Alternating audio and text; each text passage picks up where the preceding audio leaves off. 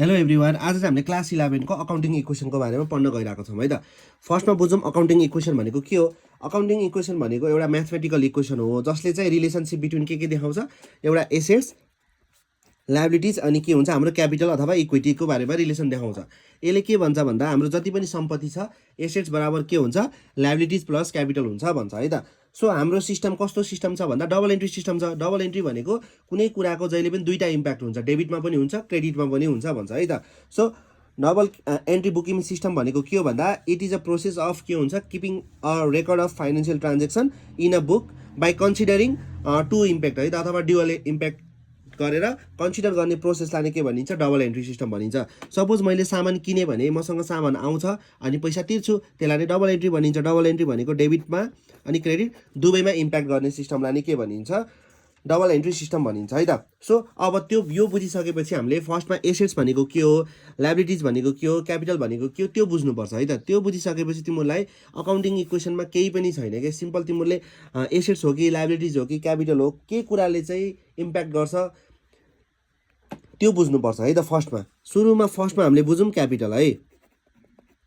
अब क्यापिटल भनेको के हो भन्दा चाहिँ यो भनेको कुनै पनि सेयर होल्डर भनेको तिम्रो जस्तै मालिक के धनी जुन मालिक हुन्छ नि, जुन ओनर्सहरू हुन्छ उसले चाहिँ बिजनेस रन गर्नुभन्दा अगाडि केही पैसा लगानी गर्छ।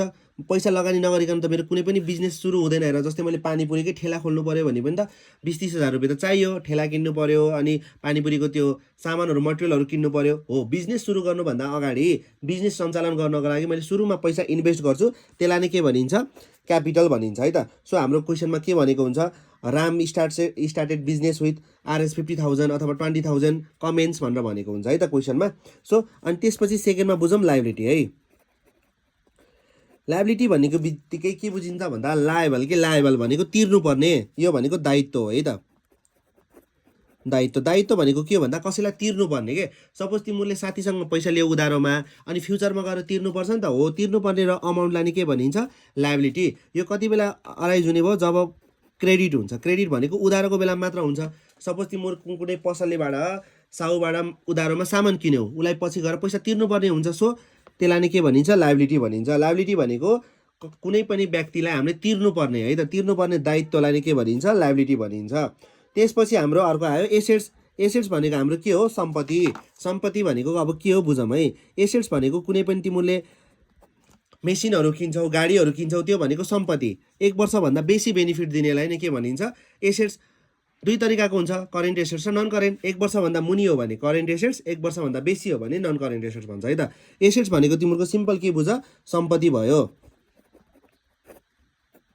है त। अब यसपछि यति तीनटा बुझिसकेपछि तिमीले एसेट्स हो कि लायबिलिटी हो कि क्यापिटल हो भनेर बुझ्नुपर्ने हुन्छ है त। सो यसपछि अझै एउटा कुरा बुझौँ, जस्तै तिम्रो खर्च भयो। खर्च भनेको रेन्ट।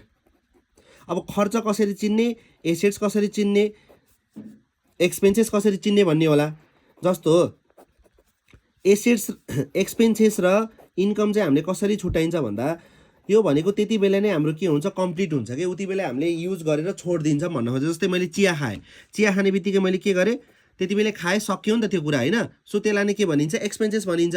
अब इन्कम भनेको के हो भन्दा सपोज मैले पानीपुरी बेच्छु, मैले पानीपुरी कसैलाई बेचेँ, त्यति बेला बेचेँ सर्भिस प्रोभाइड गरिसकेँ नि त, त्यो भनेको धेरै वर्षसम्म नलाग्ने कि उति बेलै कन्ज्युम हुनेलाई नै मैले कसैलाई प्रोभाइड गरिरहेको छु भने इन्कम भयो, कसैलाई मैले एक्सपेन्सेस दिइरहेको छु भने त्यो भनेको खर्च भयो। जस्तै मैले गएँ कुनै मार्टमा गएँ, मैले एउटा चाउचाउ किनेँ, मेरो के भयो त्यति बेलै खर्च भयो नि त, त्यसलाई भन्छ एक्सपेन्सेस, जो चाहिँ लङ टर्म नेचरको हुन्छ। जस्तै मैले एउटा चेयर किने तर मैले यसले त बेनिफिट के हुन्छ लङ टर्मसम्म दिन्छ नि त होइन।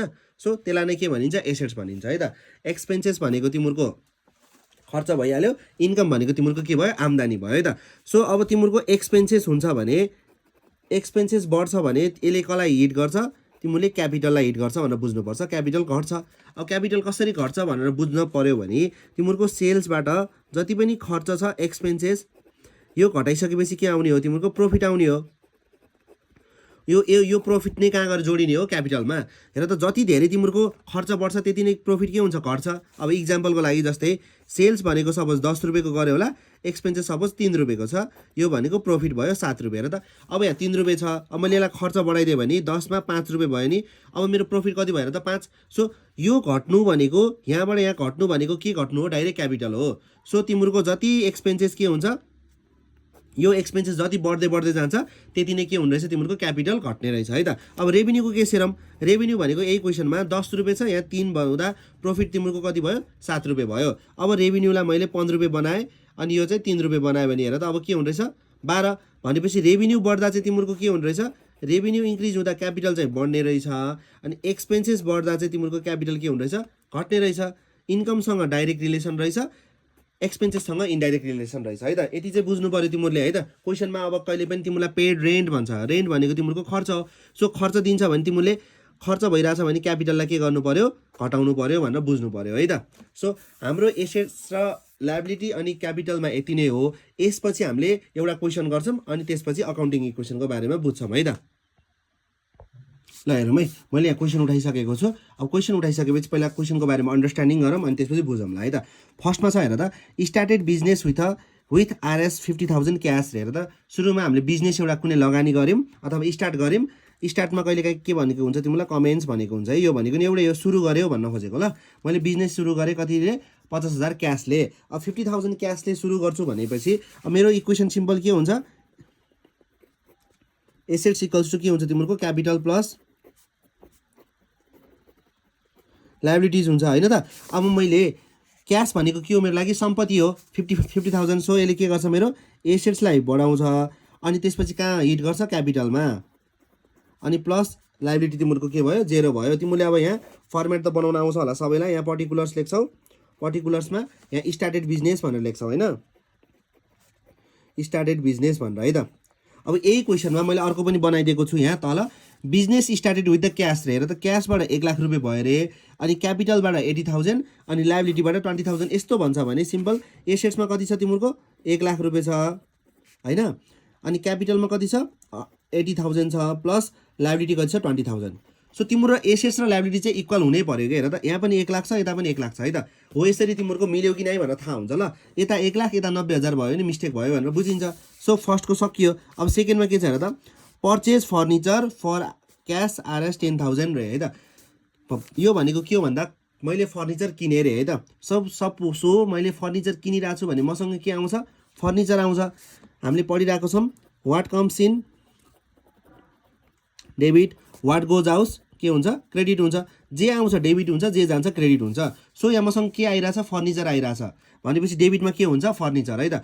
क्वेसनमा मैले पर्चेज भनेर मात्र दिन्थ्यो भने तिमीले पर्चेज अकाउन्ट लेख्थ्यौ, तर मैले अहिले पर्चेज के गरिरहेको छु फर्निचर। तिमीले के कुरा किनिरहेको छौ स्पेसिफिक छ भने चाहिँ डेबिटमा त्यही लेखिन्छ है त। म फेरि भनिरहेको छु, suppose purchase on cash RS 10,000 भनेको भए डेबिटमा के हुन्थ्यो पर्चेज अकाउन्ट हुन्थ्यो, तर अहिले मैले पर्चेज के गरिरहेको छु फर्निचर। सो डेबिटमा फर्निचर अकाउन्ट डेबिट हुने भयो।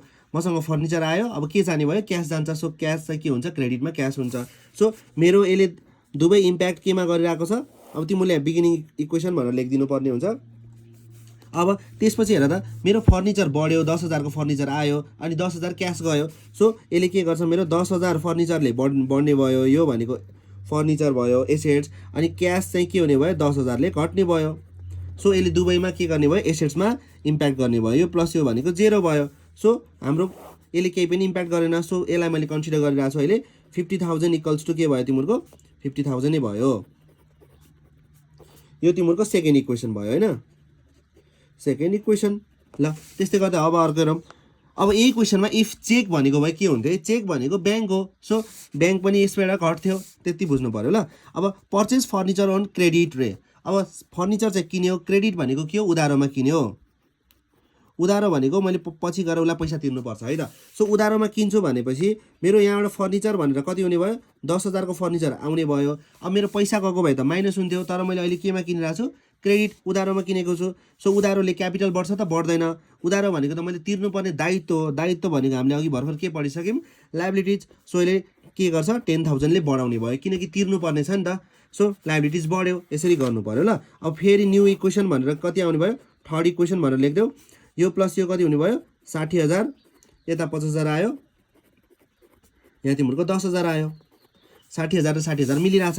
त्यसै गर्दा अर्को हेरौँ पेड क्रेडिटर RS 5,000 रे। यो भनेको क्रेडिटर भनेको के हो भन्दा चाहिँ जोसँग हामीले उधारो किनेको हुन्छ नि सप्लायर, त्यो भनेको हाम्रो साउ पसले साउ क्रेडिटर भनेको जोसँग जस्तै अहिले मैले फर्निचर जोसँग उधारो किने त्यसलाई क्रेडिटर भनिन्छ है त अब क्वेसनमा यहाँ purchase furniture on credit RS 10,000 with Ram भनेको भए मैले राम भनेर भन्थेँ तर कोसँग किनेको छ भनेर थाहा छैन भने त्यसलाई के भनिन्छ क्रेडिटर भनिन्छ यदि मैले कसैलाई बेचिरहेको छु कस्टमरलाई चाहिँ के भन्छ कस्टमर भन्छ है त सो पेड भनेको मैले पैसा तिरेँ रे पेड भनेपछि मसँग के आउँछ पैसा जान्छ सो पैसा जान्छ भने क्रेडिटमा के हुने भयो क्यास हुने भयो सो माइनस हुने भयो अब पैसा गएपछि त होइन सो पैसा जान्छ भने कति हुने भयो 5,000 रुपियाँ घट्यो मेरो क्यास अकाउन्ट सो यहाँ 0 भयो अब 5,000ले मैले उधारो के भइरहेछ कम भइरहेछ नि त सो 5,000ले उधारो कम हुन्छ भने यहाँबाट 5,000 रुपियाँको घटाउनु पर्यो किन भन्दा यहाँ त क्रेडिटरलाई मैले पैसा तिरेपछि त क्रेडिटरलाई मैले 5,000 रुपियाँ अब कम तिर्नुपर्छ नि त सो कम भनेको माइनस गर्नु पर्यो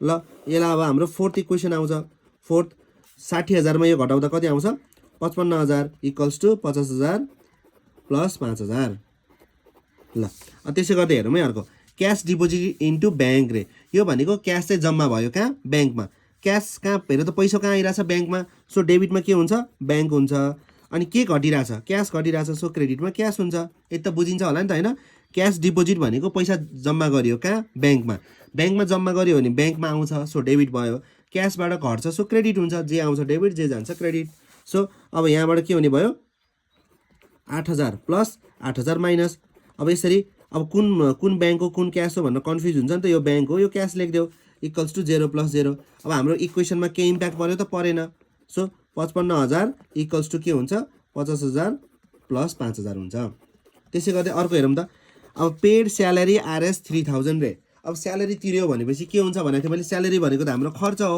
सो खर्च यदि तिर्छु भनेपछि एक्सपेन्सेस बढ्नु भनेको मेरो क्यापिटल के हुनु घट्नु हो भनेको थिएँ है मैले सो अब हेर त यहाँ कतिले घटिरहेछ हेर त 3,000ले सो 3,000ले मेरो पैसा जान्छ सो माइनस हुने भयो 3,000ले इक्वल्स टु क्यापिटल पनि घट्ने भयो 3,000 प्लस 0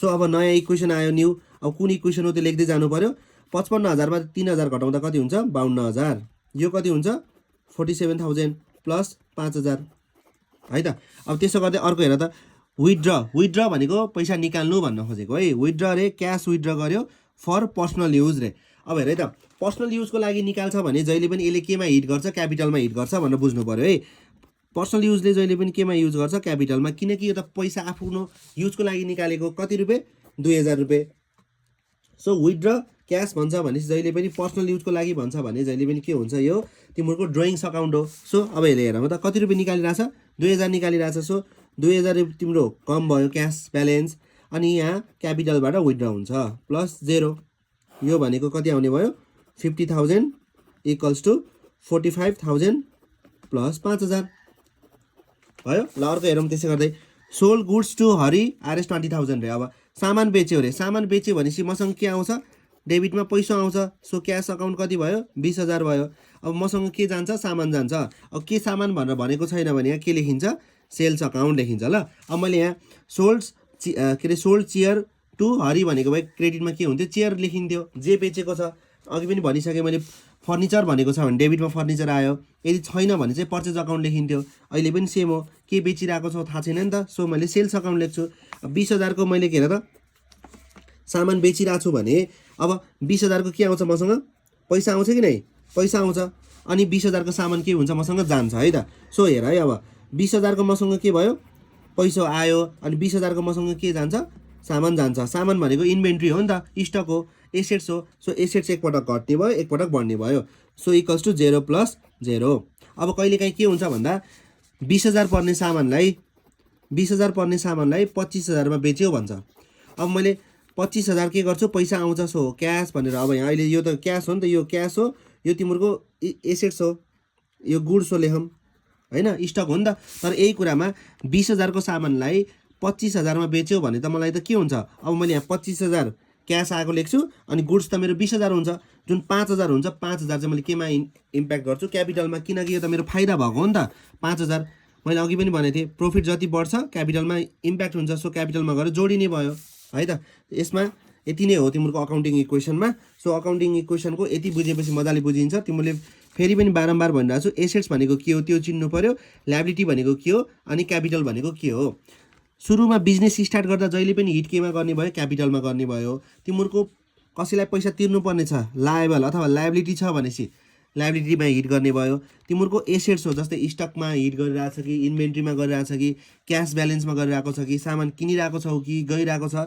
त्यसले केमा इम्प्याक्ट गर्ने भयो एसेट्समा यो हाम्रो अकाउन्टिङ इक्वेसनमा यति नै हो है त हस् थ्याङ्क यू